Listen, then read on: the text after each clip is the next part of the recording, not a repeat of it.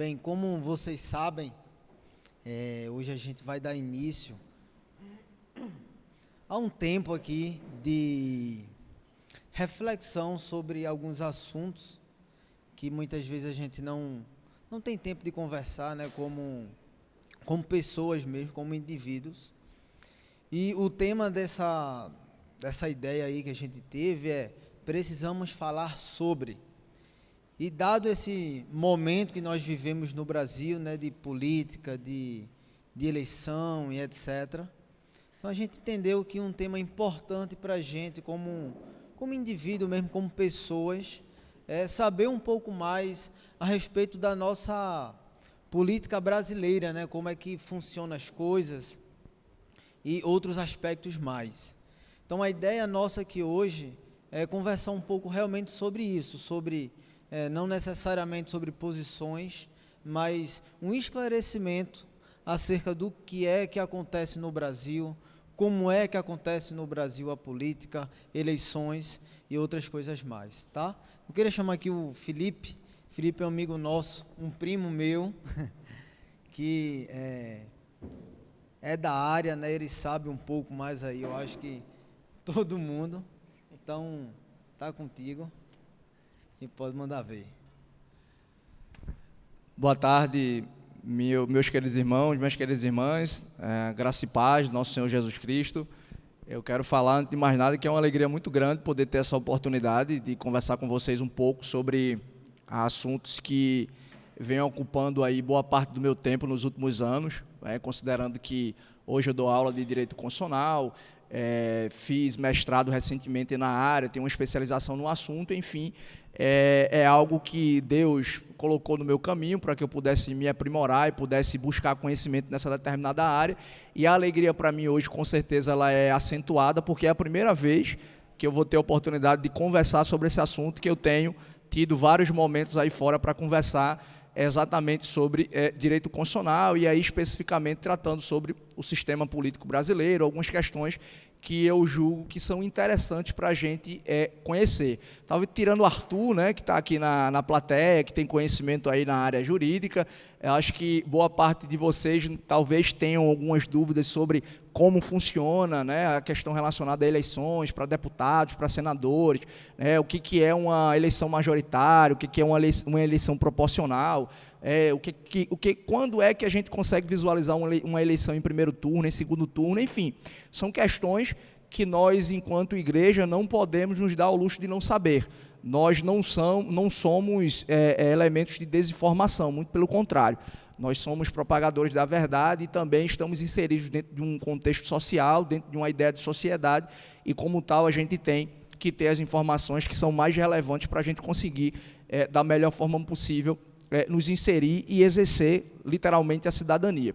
Eu quero falar para vocês, antes da gente começar a observar algumas questões que eu trouxe aí nos slides, é que normalmente quando a gente fala de atividade política, ou é importante a gente se envolver com política, normalmente a gente se remete à ideia de atividade político-partidária.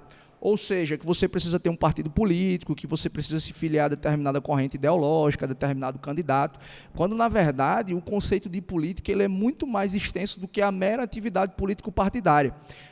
O conceito de fazer política perpassa também a ideia de exercício de cidadania, de você, por exemplo, fiscalizar o que aqueles políticos estão fazendo, não só aquele que eventualmente você tenha votado, ou se é de um viés ideológico que você defende ou não, mas envolver-se em atos de cidadania também no sentido mais amplo do termo, fazer política.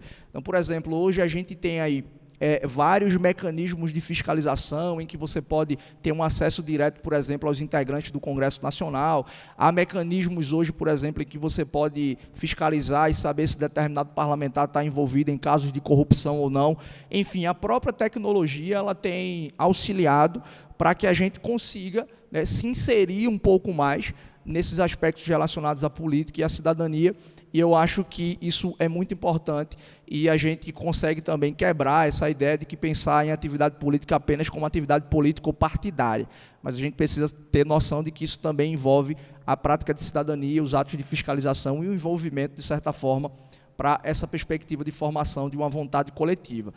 Uma outra questão também, e aí mais introdutória, que eu acho importante a gente observar, eu tenho, juntamente com essas questões de direito constitucional, me debruçado em alguns estudos e algumas leituras, principalmente a partir da ideia de como é que a gente deve se comportar diante de determinados posicionamentos ideológicos, diante de determinados candidatos, diante de determinados partidos políticos. Óbvio que esse momento aqui não é para a gente, eventualmente, tentar extrair, por exemplo, da palavra alguns princípios ou alguns balizamentos para a gente poder visualizar a melhor forma de se comportar ou de se manifestar diante do cenário político. Hoje, na verdade, a gente vai, e a gente gosta de falar isso no direito, se preocupar mais com a questão dogmática, de como o sistema se apresenta. Mas, obviamente, que uma coisa que a gente não pode ter é olhar a política ou olhar determinado candidato com um viés messiânico ou com um viés de redenção. A gente tem visto em muitos momentos os candidatos que se apresentam como responsáveis por trazer a cura, né, da mazela de toda a criação, ou trazer os novos céus e a nova terra aqui, literalmente, na terra, e seja candidato alinhado à direita, seja candidato alinhado à esquerda, nós, enquanto cristãos, não podemos ter um comportamento de olhar para esses indivíduos como responsáveis por curar todas as mazelas da sociedade. Tem um livro, e aqui já fica a indicação, de um autor americano chamado David Koyzis, que o título do livro é Visões e Ilusões Políticas. E ele faz uma análise de todas as principais ideologias à luz da cosmovisão cristã. Uma coisa interessante que ele fala, e eu acho isso me marcou bastante, é quando ele diz que a gente não pode ter uma ideologia como um ídolo. Porque o que a gente aprende, né, dentro da concepção de pregação da palavra e de posicionamento, o que a gente chama de a ideia de que o coração da gente é uma fábrica de ídolos? É você ocupar o seu coração num lugar, ou colocar algo no lugar que deveria ser tomado por Deus. Então a gente tem visto aí muitas pessoas que acordam pensando em política, dormem falando em política, matam e morrem por determinado candidato, quando na verdade a gente não deve ter esses indivíduos aí ocupando os nossos corações. E mais ainda, quando você está falando de uma ideologia política que toma conta do seu ser e lhe apresenta como uma manifestação de um ídolo no seu coração, você está distorcendo o aspecto criacional de Deus também. Porque você tira da órbita da criação um elemento, que é, por exemplo, a atividade político-partidária, e você coloca ela num ponto mais alto dos demais elementos da criação e atribui a esse elemento a responsabilidade por trazer a redenção de todos os outros elementos criacionais. E não é assim que nós cristãos devemos nos manifestar. Então, isso é uma ideia muito importante que precisamos ter, considerando que o ídolo não é só o dinheiro, o ídolo não é só, eventualmente, um relacionamento, mas a própria visão política que a gente tem pode se consubstanciar num grande ídolo que vai ocupar, na nossa vida, um espaço que, na verdade, deveria ser ocupado por Deus. Bom, pessoal, então fica aqui essa reflexão introdutória. Para mim talvez seja um pouco difícil, porque eu, acostumado em sala de aula, tá dando aula, a gente tem um piloto, tem um quadro, começa a rabiscar, começa a fazer um monte de coisa, mas eu trouxe, na medida do possível, alguns slides aqui para a gente poder observar algumas questões interessantes sobre o sistema político. A primeira pergunta, na verdade, que eu quero fazer para vocês é o seguinte: observem a imagem do Congresso Nacional. Você tem aquilo que a gente chama de duas cópulas. Uma está para cima e a outra está para baixo, e você tem um conjunto ali de prédios, né, onde funcionam alguns gabinetes, tem algumas repartições que estão ali inseridas e que fazem parte da atividade do Congresso Nacional. Tirando o Arthur, alguém sabe o que significa, por que a gente tem uma cópula para cima e uma cópula para baixo, e qual das casas do Congresso Nacional elas representam? Alguém faz ideia disso, não? Olha só, a primeira questão aqui. Quando Oscar Niemeyer projetou Brasília, ele pensou nessas duas cópulas como a representação das duas casas do Congresso Nacional. Então, uma cópula representa o Senado e a outra cópula vai representar a Câmara dos Deputados. A que está para cima, ou seja, a que está aberta, e é a maior que a gente consegue ver, ela representa a Câmara dos Deputados. Dá a ideia, e daqui a pouco a gente vai ver, que a Câmara dos Deputados tem uma quantidade de parlamentares bem maior, bem superior à que tem no Senado, e isso explica o porquê do tamanho dela ser bem maior do que a que está do outro lado. E a ideia também de que ela está para cima, ou seja, ela está aberta, é porque a gente fala que na Câmara dos Deputados você encontra a representação do povo. Então é uma ideia de abertura e de uma maior aproximação com a sociedade. Por outro lado, você tem um elemento de equilíbrio dentro desse Congresso Nacional, que é a cúpula que está para baixo, é que a gente fala da representação do Senado. Nós temos hoje no Brasil 513 deputados federais e 81 senadores. Então, o Senado, em tese, pelo menos a forma com que ele foi gestado, era para ser um elemento de equilíbrio dentro dessa dinâmica do Congresso Nacional, e a gente fala, na verdade, que ele está para baixo porque não tem essa abertura para o povo que a Câmara dos Deputados tem. Então, o Senado tem uma representação dos estados, por assim dizer. Então, por exemplo, é como se você entendesse que um senador ele se relaciona diretamente com Paulo Câmara, por exemplo, governador de Pernambuco, porque o senador pelo estado de Pernambuco representa o nosso estado, e um deputado federal tem um relacionamento direto com o povo, porque ele representa diretamente o povo. Então, a gente acaba, de certa forma, quebrando um pouquinho aquele mito de que todos os parlamentares representam o povo e assim por diante, quando, na verdade, há uma diferença. Para a dogmática, para a teoria que foi construída, a Câmara dos Deputados representa o povo e o Senado Federal representa os estados da federação. Então, os interesses que os senadores vão defender lá no Senado, na verdade, diz respeito aos interesses, por exemplo, do estado de Pernambuco, para atrair verba, atrair convênios e assim por diante. Enquanto que o deputado ele tem um relacionamento mais direto com o seu eleitorado. Então, essa é a informação importante para a gente poder observar sobre essas duas aí organizações ou essas duas composições da Câmara dos Deputados e do Senado. Olha só, a Câmara e o Senado compõem o que a gente chama de Congresso Nacional. E aí a gente fala da ideia de um Congresso bicameral. Por quê? Porque você tem a participação de duas casas na vontade do Parlamento brasileiro. Então, como eu falei agora há pouco, você tem uma quantidade enorme de deputados e, em tese, o Senado funcionaria como uma casa de equilíbrio. Então, se você observar, por exemplo, todo mundo já deve ter visto isso, quando o ministro do Supremo Tribunal Federal é indicado, na verdade, um candidato a ministro do Supremo Tribunal Federal é indicado, ele vai passar pela sabatina onde? No Senado Federal. Então, o Senado ele tem uma função um pouco mais de, por exemplo, de balizar escolhas de autoridades públicas, de nomear determinadas autoridades. Então, a Câmara dos Deputados não tem tanto essa competência, digamos assim, de equilíbrio que é dada ao Senado Federal.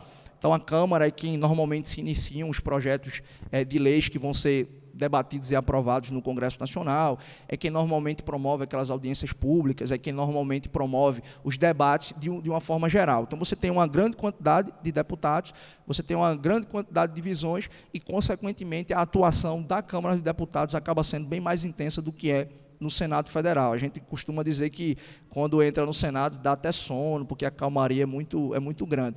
Eu fiz um estágio na Câmara dos Deputados em 2015 e tive a oportunidade de assistir algumas sessões no Senado, e era literalmente nesse sentido.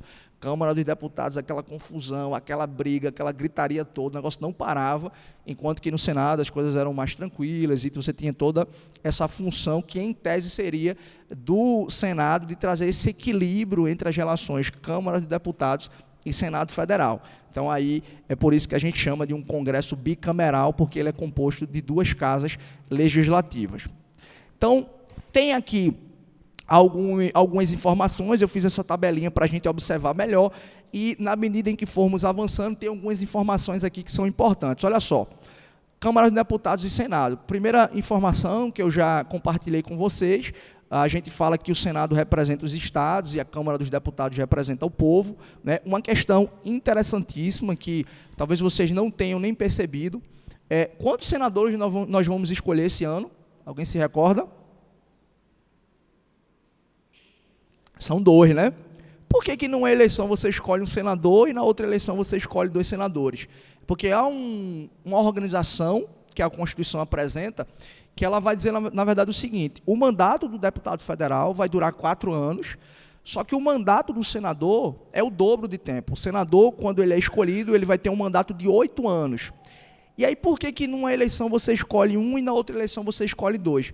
É porque cada estado da federação, por exemplo, Pernambuco, Paraíba, Alagoas, vai ter 3 senadores lá em Brasília. Só que numa eleição você escolhe um senador e na outra eleição você escolhe 2. Então há uma alternância, né? Você vai ter aí a escolha de um senador que vai ficar 8 anos no mandato lá no Senado Federal, só que numa eleição você escolhe um senador, na outra eleição você vai escolher 2, e aí sempre haverá essa alternância, enquanto que no Senado, na Câmara não funciona assim, você está votando, o sujeito vai ser eleito, ele vai ter um mandato de 4 anos, mas você, lembre-se, está elegendo o senador para que ele tenha um mandato de 8 anos. Então, é muito comum, por essa razão, que você vê, né, na eleição subsequente, um senador sair, se candidatar a governador, se candidatar à prefeitura. Não é muito comum um senador se candidatar à prefeitura, mas para o governo é muito comum. Por quê? Porque ele tem uma garantia de que tem mais 4 anos de mandato, então se ele se candidata e não ganha, não há nenhum problema, porque ele vai ter a permanência do mandato dele enquanto senador. Mesmo que ele se candidate a um outro cargo, ele não vai perder o cargo anteriormente que ele ocupava no caso aí, a questão do Senado. Então, perceba, na Câmara dos Deputados você tem um mandato de 4 anos, no caso do Senado você tem um mandato de 8 anos, alternando a cada 4 anos 1/3 ou 2/3 dos membros. Então, enquanto que na última eleição, em 2014, nós elegemos aqui em Pernambuco o Fernando Bezerra Coelho, nessa eleição nós vamos eleger outros 2 senadores. Eu vou pular esse terceiro ponto, porque esse talvez a gente gaste um pouquinho mais de tempo, porque talvez um dos maiores problemas do sistema político no Brasil, e que muita gente não entende a importância de se conhecer isso, é a diferença do sistema proporcional e do sistema majoritário, que vai trazer para a gente algumas informações importantes para percebermos aqui. Então, esse terceiro ponto eu vou pular. Olha só, eu falei para vocês que nós temos 513 deputados na Câmara e nós temos 81 senadores. Eu já falei para vocês que no Senado nós temos 3 senadores por estado da federação. Então, alternadamente, hora você escolhe um, hora você vai escolher 2. Mas qual é a quantidade de deputados federais que cada estado da federação vai ter direito, por exemplo, de escolher? Esse cálculo ele é diferente. Enquanto que há um número fixo dos senadores, 3 senadores por estado da federação, no caso dos deputados, o número vai variar de acordo com a população daquele respectivo estado. Então, o que a Constituição, na verdade, vai dizer é: você pode variar o número de deputados federais por estado da federação, mas um estado não pode ter menos de 8 deputados e nem vai poder ter mais de 70. Então, por exemplo, o estado de Roraima, que é o menos populoso, tem 8 deputados, e o estado de São Paulo, né, que é o mais populoso, tem aí os seus 70 deputados federais. Então, na verdade, o que vai indicar o número de deputados federais vai ser de acordo com a proporcionalidade, vai ser de acordo com a população. Então, por exemplo, para quem não sabe, o estado de Pernambuco elege 25 deputados federais. Tá? Então, de acordo com a população que a gente tem, o cálculo que é feito estabelece para a gente o direito de elegermos aí 25 deputados federais. Cada eleição muda um pouquinho. Às vezes um estado ganha um deputado, às vezes um outro estado perde, mas sempre há essa variação, de modo que não haverá um estado que tenha menos de 8 deputados e não mais do que 70. Então, essa é a ideia que é importante aqui para a gente perceber. Então, olha aí que eu também já coloquei, mínimo de 8 deputados, máximo de 70, e cada senador será eleito com 2 suplentes. Isso aqui é muito importante, pessoal. A gente viu aí o que aconteceu nos últimos anos aqui no Brasil, a questão relacionada à vice-presidência da República, né? Quando você registra a sua candidatura, você vai registrar com um vice-presidente e aquele, eventualmente, pode ocupar o cargo de presidente da República na ausência, por exemplo, em caso de licença, em caso de viagem, em caso de impeachment, como foi o que aconteceu aqui no Brasil. Mas veja essa informação aí, que é muito importante. Cada senador será eleito com 2 suplentes. O que significa isso, pessoal? É que quando você está votando num senador, você automaticamente vai estar votando naqueles 2 suplentes que está registrado com ele. Então, além de você ter a preocupação de saber o que seu candidato está apresentando, de ideias, de se coaduna ou não com aquilo que você defende, é importante também você saber quem são os suplentes daquele senador, porque, eventualmente, no curso do mandato, aquele suplente vai poder assumir a responsabilidade de se tornar senador por um determinado tempo. Então, é importante você saber se o sujeito responde a inquéritos policiais, se ele já teve condenação criminal, dentre outros fatores, porque o voto de confiança que você está dando para o senador se estende aos seus suplentes. Então, como disse agora há pouco, é muito comum você elege um senador que vai ter aí 8 anos de mandato e em vários momentos ele vai sair, por exemplo, para ocupar cargo no ministério do presidente que foi eleito, para eventualmente ocupar cargo na Secretaria do Estado pelo qual ele foi eleito. Então, é muito comum. E a partir dessa dinâmica,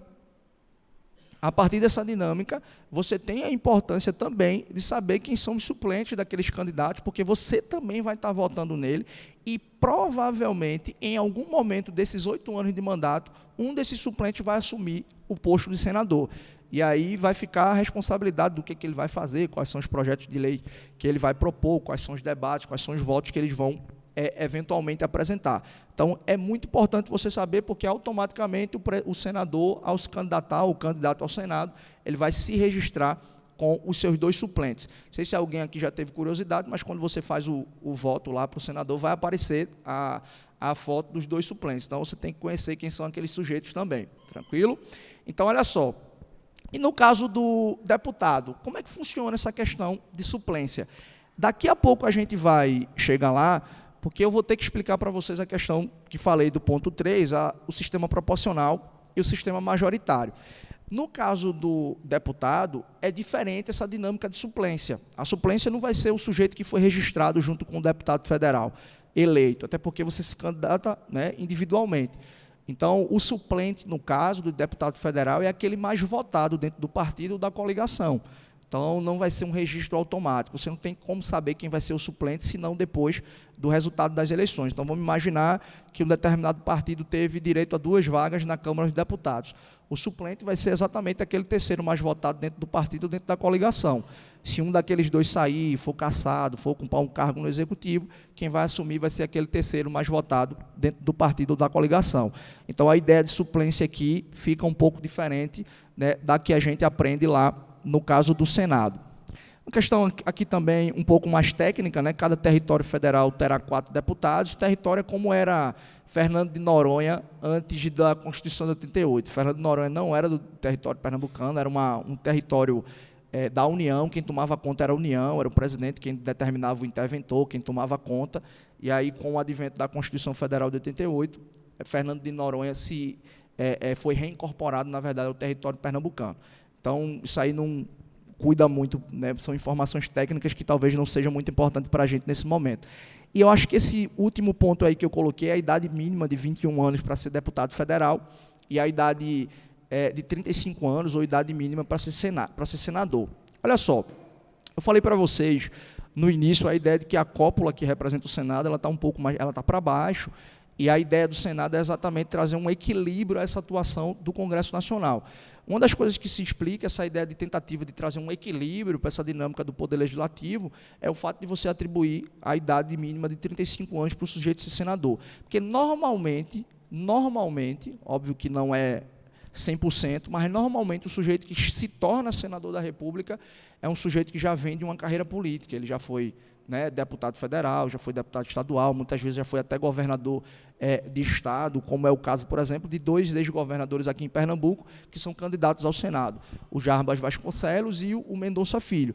Então, normalmente, o sujeito chega no Senado com uma bagagem política, com uma carreira já consolidada, e, em tese, essa carreira que ele possui deveria trazer um pouco mais de equilíbrio e ponderação na atuação desse respectivo senador.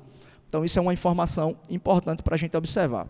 Pessoal, olha só, eu considero essa diferença entre sistema proporcional e sistema majoritário, que eu vou falar já já para vocês, talvez o ponto alto de você saber a importância do voto que você está dando, do sistema que você está se submetendo, porque isso daqui muitas vezes passa, né, muita gente não tem conhecimento desse tipo de informação, e aí a gente se remete a uns fenômenos que, vez ou outra, acontecem em eleições. Por exemplo, vocês já ouviram falar, o caso de Tiririca, que teve uma quantidade enorme de votos, e toda vez você lê numa matéria o seguinte: Tiririca arrastou 3 ou 4 deputados com ele. Já ouviram isso? Já perceberam? Fulano foi eleito, mas arrastou vários candidatos com ele. Por que isso acontece? A culpa é desse chamado sistema proporcional, e eu vou explicar a vocês já já como é que funciona isso daqui.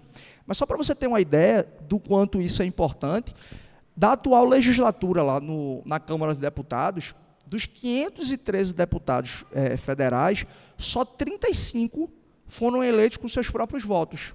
Todos os outros foram arrastados por votos do partido. Então, de certa forma, esse sistema proporcional que a gente vai tentar entender como é que funciona, ele acaba criando uma certa, eu ia usar uma palavra muito forte aqui, mas uma excrescência, literalmente, no sistema político partidário. Porque você tem indivíduos que estão na Câmara Federal e que não foram eleitos pelos seus próprios votos. Eles foram eleitos em razão de voto de um outro candidato que era forte dentro daquele determinado partido ou coligação. É por isso que é muito comum, e eu vejo muito aqui em Pernambuco isso acontecer, determinado partido tem um cacique, né, por assim dizer, um sujeito que tem um nome forte, só que talvez aquele nome forte não seja o suficiente para ele conseguir ter direito a uma vaga, né, no deputado federal, deputado estadual. O que é que o partido normalmente faz? Ele começa a lançar candidatos em praticamente todas as cidades do estado, para que se aquele candidato atraia para o partido ou para a coligação 1.000 votos, 2.000 votos, vai ser o suficiente para somar no cômputo total da quantidade de votos que o partido ou a coligação vai receber. Então, lembre-se, quando você está votando para deputado federal, quando você está votando para deputado estadual, você não está votando tão somente no seu candidato. Você está votando em primeiro lugar no partido e depois é que aquele voto que você está dando pode ou não beneficiar o seu candidato. Por que isso acontece? Vamos tentar entender aqui, através de um cálculo simples, que eu coloquei aí no slide, só para você perceber como é que funciona essa questão do sistema proporcional. Vamos imaginar que uma determinada eleição, ela tenha, no número total de votos, 50.000 votos válidos. E aqui é importante esse detalhe, votos válidos. Você exclui tanto os votos em branco, quanto os votos nulos. Então, nós temos aí 50.000 votos válidos, e o número de vagas que os candidatos concorreram naquela determinada eleição eram 10 vagas. E aí, olha só, o que é que o sistema proporcional, na verdade, apresenta para a gente? Você vai ter que fazer um cálculo para saber aquilo que a gente chama de quociente eleitoral. O que é o quociente eleitoral? É o número mínimo de votos que um determinado partido ou coligação vai precisar ter para ele fazer direito a um cargo ou não, ou a um número mínimo de vagas. Então, por exemplo, a partir desse exemplo, desses números que eu coloquei aí no quadro, você vai ver eleições com 50.000 votos válidos e 10 vagas.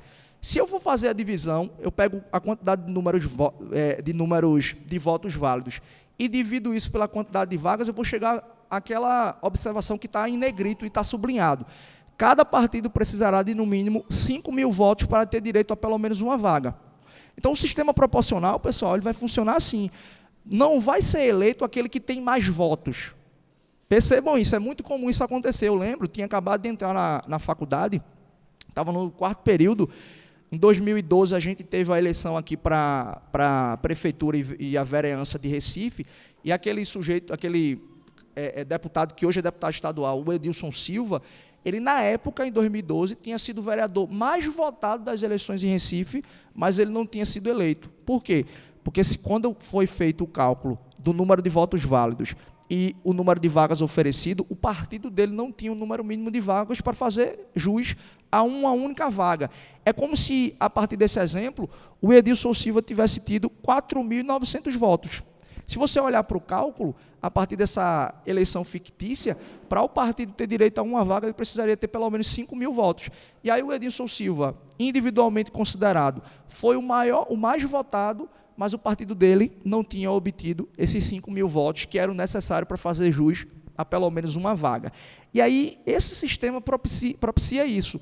Um sujeito que tem muitos votos, mas o partido não alcançou o quociente eleitoral, e um sujeito que tem poucos votos e que é arrastado em razão de um outro sujeito que tem uma quantidade de votos enorme e que atrai um quantitativo de votos para aquele respectivo partido ou coligação.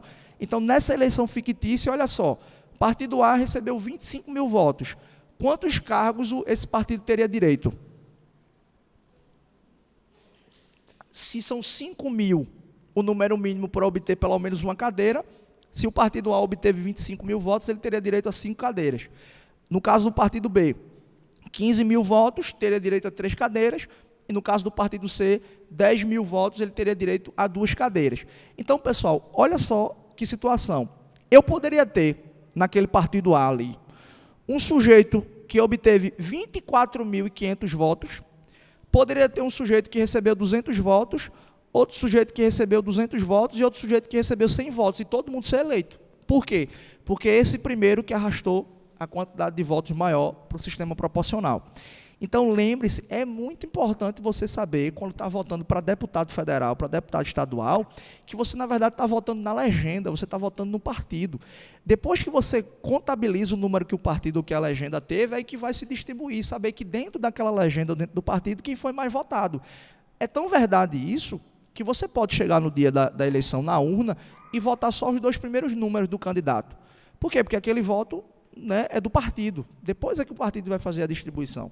É por isso que a gente fala que nesse sistema proporcional, o que tem mais força é exatamente a figura do partido ou da coligação, e não do indivíduo, né, isoladamente considerado.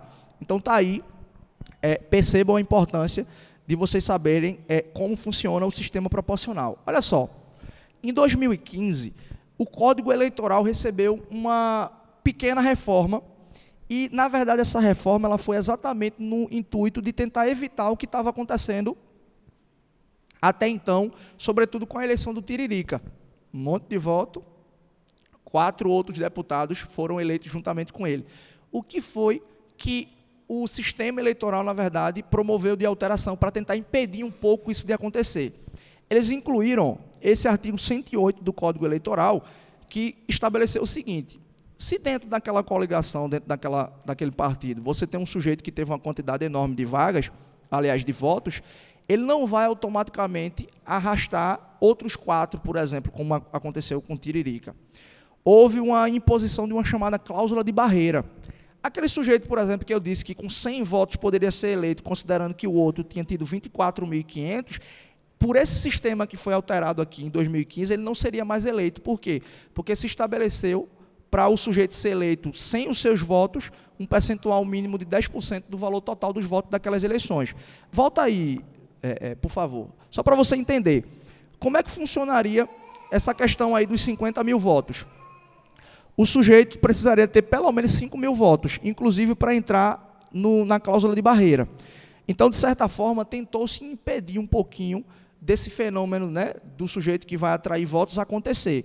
Melhorou, mas não resolveu o problema, porque continua acontecendo, e a gente vai ver muito isso acontecer esse ano, né, não tenham dúvida disso, de sujeitos que são captadores de voto e que, juntamente com eles, vão arrastar outros deputados federais ou deputados estaduais. Certo? Então, pode passar. Eu só quero que você, antes de olhar essa informação, que você perceba o seguinte: tudo isso que eu estou falando aqui, pessoal, de sistema proporcional, que você tem que fazer esse cálculo de extrair o quantitativo mínimo de votos que o partido ou a coligação precisa ter, é aplicado às eleições de deputados estaduais, deputados federais e vereadores. No caso de senador, é outro sistema que daqui a pouco a gente vai chegar lá, que é o sistema majoritário, é até mais simples. É quem tem mais voto leva. Isso aqui é diferente do proporcional, que nem sempre quem tem mais voto vai levar. Mas no caso do sistema majoritário, quem tem mais votos aí, normalmente é quem vai levar o respectivo cargo. Olha só, esse artigo 27 da Constituição, ele traz uma informação importante também. Porque eu falei para vocês que o número de senadores ele é fixo, são 3, né, em cada estado da federação, e no caso de deputados federais isso vai variar de acordo com a população, né? Dependendo de quanto mais populoso for aquele estado, mais vagas ele vai ter direito na Câmara Federal. Mas isso é deputado federal. E no caso dos estados, como é que a gente calcula? A Constituição, no artigo 27, ensina para a gente, ela diz o seguinte: olha, é um cálculo também, tá certo? Só que não sou eu que estou inventando, não. Tem que fazer, vez ou outra, um cálculo, e para a gente da área jurídica, às vezes fazer cálculo é terrível, né? Porque a gente atrofia o cérebro de tanto de leitura e aí perde prática na hora de fazer cálculo. Mas isso aí está previsto na Constituição. O cálculo é simples também. Ele vai dizer o seguinte: olha, a cada deputado federal que aquele estado tiver direito, você vai acrescentar 3 deputados estaduais. Então é proporcional. Um deputado federal, eu tenho 3 deputados estaduais. 3 deputados federais, eu tenho 9 deputados estaduais. E assim a gente vai. Só que essa proporção ela não é indefinida, porque a Constituição coloca um limite. Ela vai dizer o seguinte: olha, até o 12º vereador, até o 12º deputado federal, eu vou fazer essa proporção de 3. Né? A cada um deputado federal, 3 deputados estaduais. Só que quando eu chegar no 13º deputado federal, ao invés de eu ter uma proporção 1:3, eu vou ter uma proporção de 1:1. Então, é um teto que a Constituição vai estabelecer. Então, como ficaria isso, por exemplo? Se você tem ali, Pernambuco, 12 deputados federais, quantos deputados estaduais nós teríamos direito? 36 deputados estaduais. Só que a partir do 13º, a gente não soma mais 1:3, a gente vai somar 1:1. Então, como ficaria? 13 deputados federais, nós teríamos direito a 37 deputados estaduais. 23 deputados federais, nós teríamos direito a 47 deputados estaduais. E, para finalizar essa tabela, o número que existe aqui em Pernambuco hoje, nós temos 25 deputados federais, em Brasília, e nós temos 49 deputados estaduais. É exatamente essa proporção. Está vendo a quantidade de gente que a gente tem por aí trabalhando, em nossa representação? Há algumas propostas de emenda à Constituição que objetivam diminuir a quantidade de deputados e senadores no país. Por exemplo, tem uma que foi apresentada até por aquele candidato à presidência, o Álvaro Dias, que visa em diminuir pela metade o número de deputados e senadores. É meio difícil você visualizar uma PEC como essa sendo aprovada, porque é uma parcela de poder que os deputados iriam abrir mão. E não é isso que a gente costuma ver quando nós estamos analisando projeto de lei tramitando no Congresso Nacional. É muito difícil projeto de lei ser aprovado que vai diminuir remuneração, que vai diminuir quantidade de verba de gabinete, que vai diminuir o número de vagas. É muito difícil isso acontecer. Mas há algumas propostas de emenda à Constituição que têm o objetivo de alterar o número, mas elas sempre ficam dormitando e não avançam nos debates lá no Congresso Nacional. Então, essa é a forma de você calcular o número de deputados estaduais. Deputado federal, você tem a proporcionalidade, de acordo com a população daquele determinado estado, e aqui, para você calcular deputado estadual, você tem que fazer essa proporcionalidade. Tranquilo? Só para a gente também... Pode passar, doutor, por favor. Só para a gente acrescentar um pouquinho mais de informação, normalmente o pessoal pergunta, e vereador, como é que a gente calcula? Vereador, como é que a gente calcula? O vereador tem um número fixo dado pela Constituição. O vereador também é de acordo com a população, daquele determinado município, só que a Constituição não diz que é uma lei quem vai estabelecer. E não vai acontecer isso que eu falei agora há pouco, de dizer que tem eleição que um estado ganha, tem eleição que um estado perde. No caso do município, isso é fixo. Se você olhar aí, no artigo 29 da Constituição, ele vai falar que terá direito a 39 vereadores os municípios com mais de 1 milhão e meio de habitantes e menos de 1.800.000. Então, por exemplo, aqui em Recife a gente tem cerca de 1.550.000 habitantes. Na Câmara dos Vereadores a gente tem exatamente 39 vereadores. Então, a Câmara do Recife tem essa quantidade aí. E nos incisos anteriores você vai ter lá, município até 11.000 habitantes, vai ter direito a 9 vereadores, município de 13 a 15. Isso é uma proporcionalidade que o próprio texto constitucional estabelece para a gente. Tá? E aqui, pessoal, a outra informação que eu tinha falado para vocês, que há uma diferença entre o que é sistema proporcional e o que é o sistema majoritário.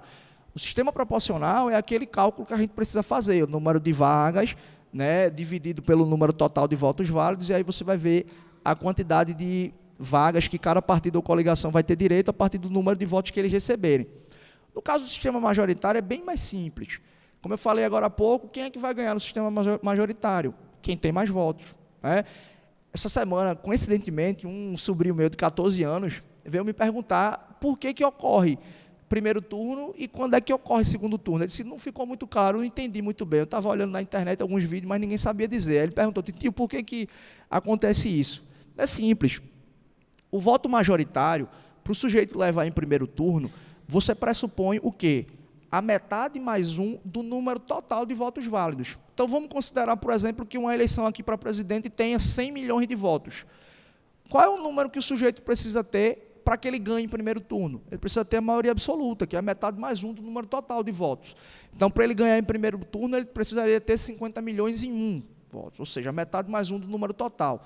Só que, normalmente, a gente sabe que fica pulverizado, Então, tem um candidato com 30 milhões, tem outro candidato com 20, com 25. Então, a gente vai para o segundo turno quando você não tem ninguém no primeiro turno que alcança a metade mais um do número total de votos. Aí, os 2 mais votados é que vai para a eleição lá no segundo turno. Então, você tem isso para presidente, você tem isso para governador, e a gente vai enfrentar isso também agora, né, no próximo início de outubro, no caso de prefeitos também, com detalhe. O sistema proporcional ele se aplica a deputados federais, estaduais e vereadores, mas no caso do senador, é esse sistema também. No caso do senador, ganha quem tiver mais votos. Não precisa fazer aquele cálculo que eu mostrei aqui para vocês, não. É bem mais simples também, certo? Então, você tem aí a ideia de sistema majoritário, quem tem mais votos é que leva. E aí, no artigo 77, a Constituição regulamenta isso para presidente e para vice-presidente.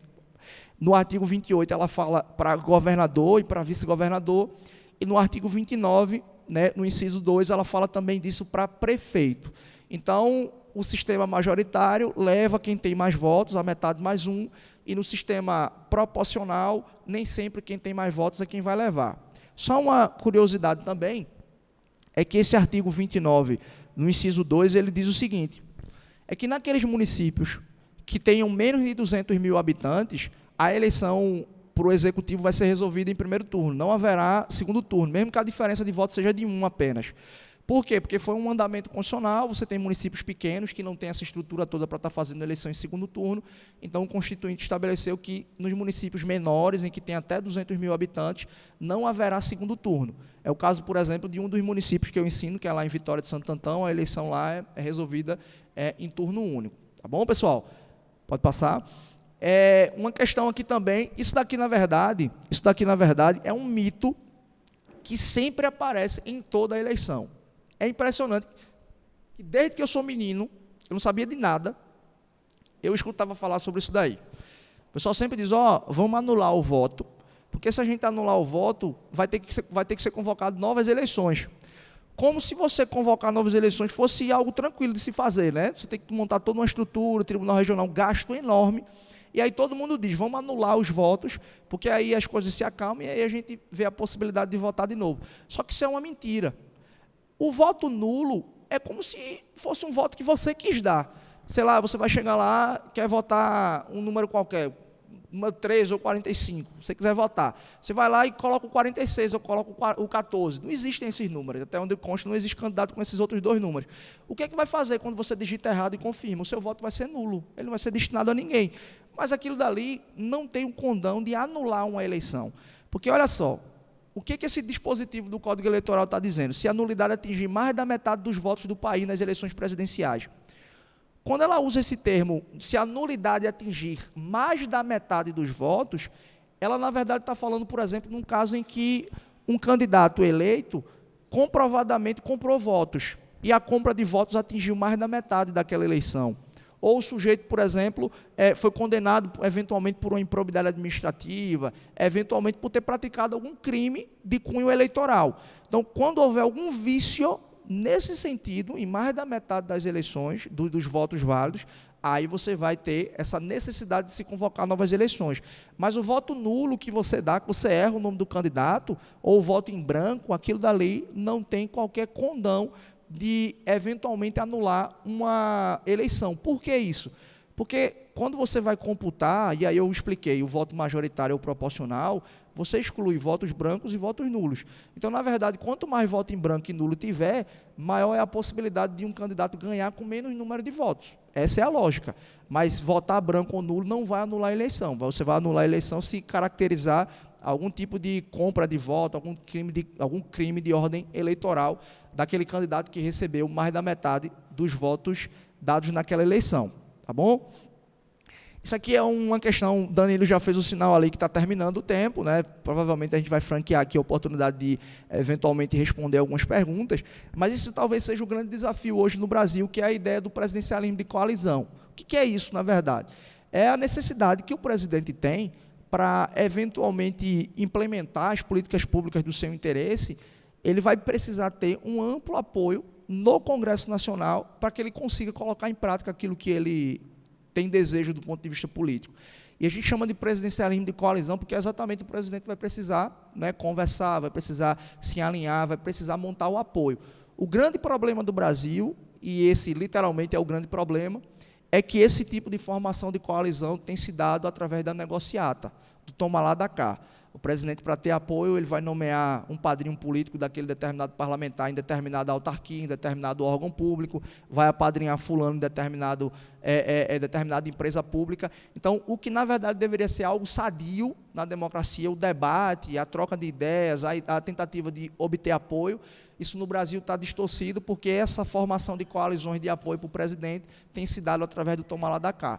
Então, esse talvez seja o grande desafio que a gente tem nas próximas eleições, a partir dessa, de tentar, de certa forma, ao conseguir eleger o presidente que a gente tem interesse, ou o governador, tentar também colocar uma base de apoio para que minimize essas tentativas de negociatas, de corrupções, de tomar lá da cá. A gente sabe muito bem, pela natureza decaída do homem, que isso não vai acabar, mas, na medida do possível, se houver a possibilidade de diminuir ou de se punir quem eventualmente pratica esse tipo de conduta, é nosso dever também propagar essas ideias, essas informações, e é nesse sentido que a gente deve caminhar. Então, para Danilo não fazer o sinal ali de que acabou literalmente, eu quero agradecer a paciência, a atenção de vocês, e fico aqui aberto a eventualmente responder alguma dúvida, alguma sugestão, alguma crítica, e agradeço mais uma vez a oportunidade.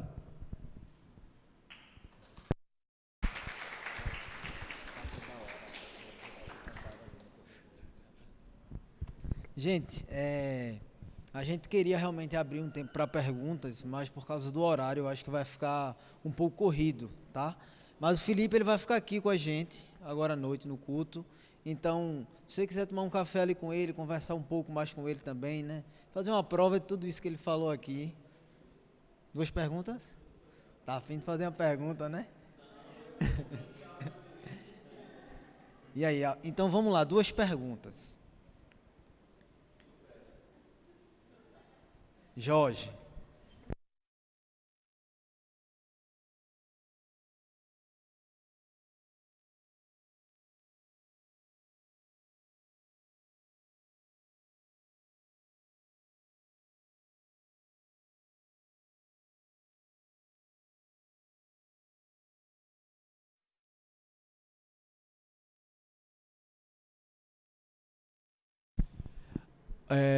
Meu tio Jorge, né?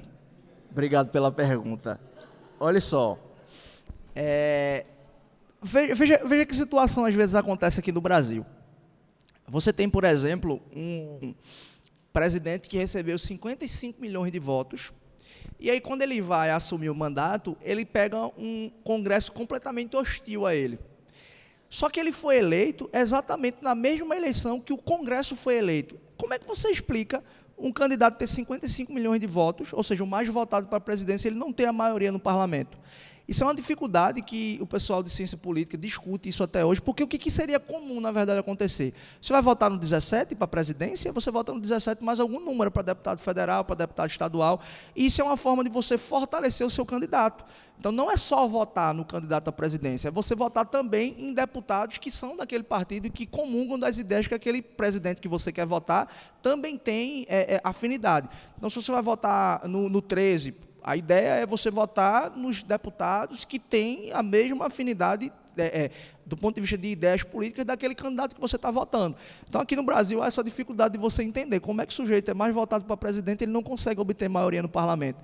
Porque, na verdade, deveria ser algo meio que automático, né? Você elege um presidente que tem afinidade com o que você pensa e também você elegeria um Congresso que também teria esse tipo de afinidade. E aí, o que isso pode ocasionar, Jorge?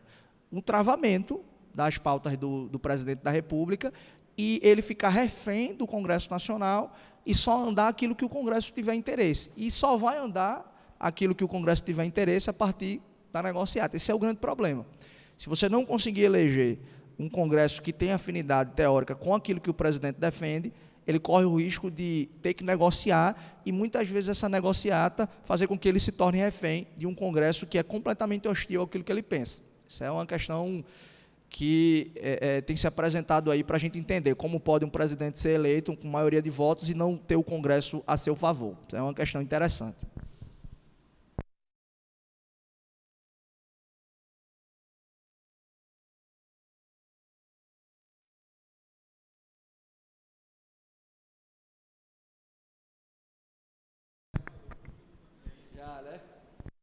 E a gente, mais alguém tem desejo de fazer alguma pergunta?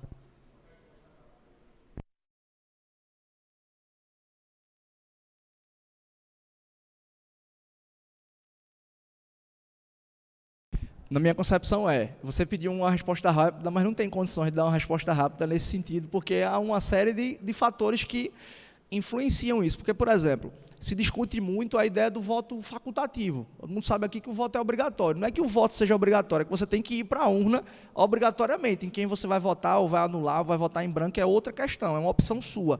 Mas você tem que exercer esse seu direito. E aí, quando você vota em branco ou você anula, por que isso traz um prejuízo? Porque, veja só, o cômputo de quem vai ganhar no sistema majoritário, no sistema proporcional, vai excluir quem deu um voto branco ou quem deu um voto nulo. Você não vai contabilizar isso daqui. Então, é como se não servisse para nada. E, no final das contas, o que é que você permite acontecer? Um sujeito, vamos imaginar, o Brasil tem 200 milhões de habitantes, 80 milhões de pessoas votam em branco ou nulo. Aí você vai ter um presidente eleito com 40 milhões de votos. Qual é a representatividade que esse sujeito vai ter em relação à sociedade brasileira? Se ele não teve praticamente 1/4 só do voto de quem compõe aquela sociedade. Então, de certa forma, você votar em branco ou votar nulo, você acaba facilitando que um sujeito seja eleito com menos votos e representando uma fatia até menor da sociedade. Mas tem outras questões aí que envolvem, mas eu vou parar por aqui até pelo andar aí do horário, mas me coloco à disposição, reverendo Sévolo, Danilo, se eventualmente a gente quiser ter uma outra oportunidade para discutir outras questões, eu me sentiria muito honrado, seria um grande prazer poder conversar novamente com vocês.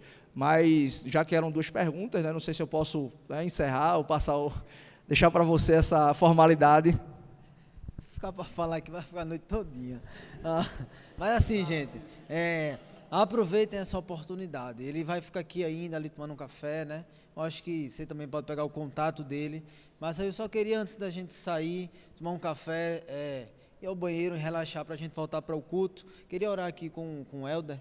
Né? Ele tem sido uma pessoa no meio público, né? na nossa sociedade, que tem pensado de forma, vamos dizer assim, né? De forma honesta com o que ele tem aprendido. Né? Então, queria que você também curvasse sua cabeça. Nós todos fazemos parte disso. Né? Nós todos somos de um meio público. Deus, nós louvamos o Teu nome, porque o Senhor tem nos abençoado, Pai. A Tua mão tem estado sobre nós, sobre a Tua igreja. Nós pedimos que o Senhor continue a abençoar o Helder e todos os seus desejos. Que o Senhor abençoe, Pai, essa carreira política mesmo, em relação aos estudos. Que o Senhor use, Pai, da forma que o Senhor deseja. Que esses esclarecimentos acerca de coisas que são muitas vezes tão importantes, mas que falham as nossas vistas, que nós não vemos, que o Senhor esteja abençoando ele e abrindo realmente, Pai, a mente daqueles que precisam entender mais disso que o Senhor nos deu, que é a própria administração da terra, Pai. O Senhor nos ajude, em nome de Jesus, Pai. Amém.